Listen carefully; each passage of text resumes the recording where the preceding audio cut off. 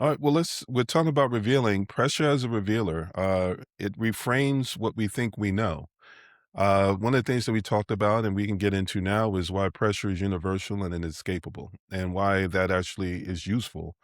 And then there's the difference between pressure, creating behavior and then revealing it. So I know one of the things that we talked about in our strategy session was you said pressure was here before you even born and it'll be here after you're gone. So if we can't escape it, the real question is, what are we going to do about it? And then, again, you talked about the cracks. So give me a real example of what it looks like when someone's business or personal life starts to reveal those cracks and then what they can do about it. We talked about it from your side, but now let's talk about how someone else can start to see themselves in the story and some of the things that they can start looking at doing about it. So to give you an example, and somebody, your listeners may relate to this.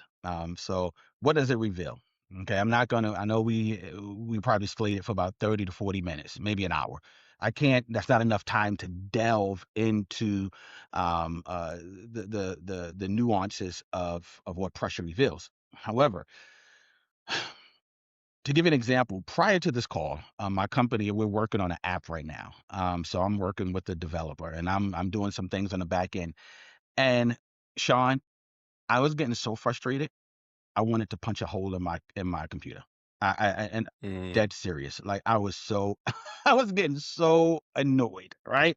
Frustrated. mm, But because I'm able to map out where pressure is hitting me, all right? Pressure the first for me, it may be different for you or different for your listeners, and actually it probably is because all of us have a unique pressure entry point.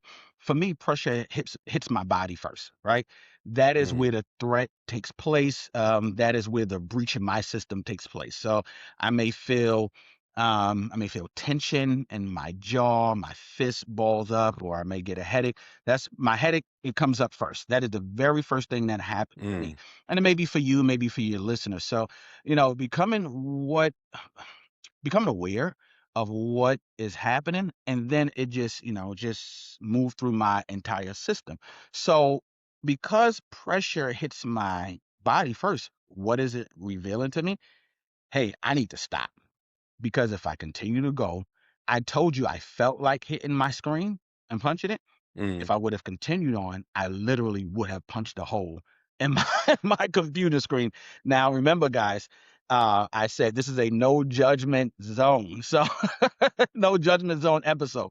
So that's what I felt like. So the thing is, the question is, what is it revealing about yourself? What is it revealing about me? Well, it's not that I don't know how to handle pressure, but maybe I'm not the person for the job to work on developing this app. Maybe I Mm, move it to someone else. Am I making sense? When you're walking through a specific task, or you walking through, or you want to get, let's say you're going after funding, all right? And maybe you're not a fundraiser, but as a founder, that's one of the things that we do. We raise money. We are salesmen. But the very thought of going to ask somebody for money, you're panic stricken. I mean, you feel like you're about to pass out. So what do? Number one, you become aware of that feeling, and then you just default it to somebody else. Hey, you ask, hey man, hey, excuse me, miss, or your co-founder, or somebody in your organization, or you watch YouTube mm. videos, or you listen to podcasts like Strategic Thinking Podcasts, and you learn different tactics. So that's what pressure does. Pressure reveals where there are inadequacies in your life Mm. or in your system. Excuse me. Okay. Well, there's a lot to unpack in that. I'll circle back to uh, pressure doesn't create cracks, it reveals them. One of the things that I tell people when they're even considering going into entrepreneurship or any other the pathways of thinking about what's next is there's two basic pathways that you can take. There's preventative measures and reactionary solutions. Reactionary solutions is paid with a lot of pressure. Yes. Preventative measures is something where there's the pressure, but it's planning for the things that you know that you can control. And then it's leaving room to be able to deal with the things that were unforeseen. So it leaves room for you to be able to say, okay, I've thought about every single scenario that I could think of. I've checked those boxes. Now, when something comes up, because it's not an if, it's a when something comes up that I couldn't necessarily see coming, I have the bandwidth to be able to deal with that.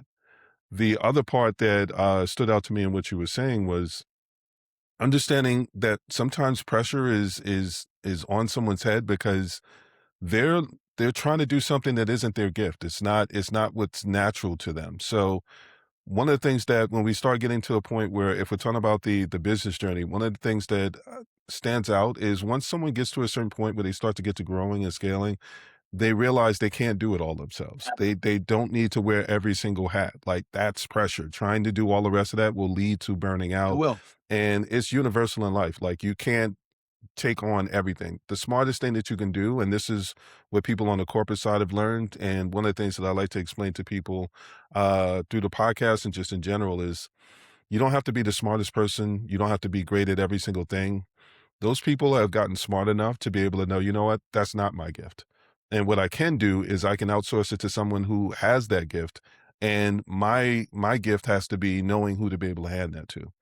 And that's what I heard in what you were saying. And you're right. You have to be able to step back. And once again, removing the shame because we're talking about the Hmm. operating system. When individuals feel like they have to ask for help, there is a sense of shame that comes over them. They feel like their identity is being challenged because they don't know everything. And I had to overcome that. I had to get to the point, maybe you, Sean, and maybe your viewers and listeners, where here's the deal: you don't have to be the smartest person in the room. I don't know where that comes from. You do not have to be the smartest person in the room. And the other thing you don't have to do, you don't have to impress no one. You don't have to impress anyone. You just do what you're good at and call it a day and work your way through that. Once you try to impress others, now you're putting unnecessary pressure on yourself. So Absolutely. yeah, so that's the conclusion I had to come to where you just go out and you just be you.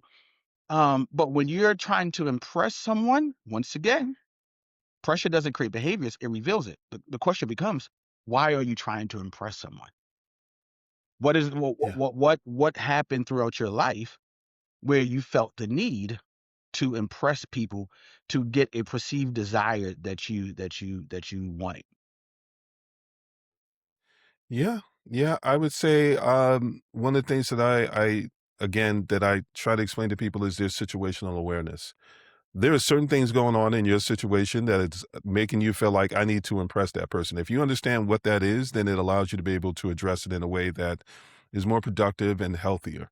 But if it's from a place of imposter syndrome or insecurity, then that's an internal thing to correct. Because the moment you try to impress someone, then you're taking the power away from yourself and you're putting it in the hands of someone that Absolutely. now is in a position to be able to weigh in on something that isn't their passion, it isn't their purpose. So Absolutely. uh, I have an internal rule of the only person I'm technically trying to impress is either my partner or tomorrow's version of me. Oh, that's it. That's it. And you're right about your partner because that's that's who I'm trying to impress too. That Yeah, we can't leave them out of the equation. Like if you're solo dolo, that's all well and good.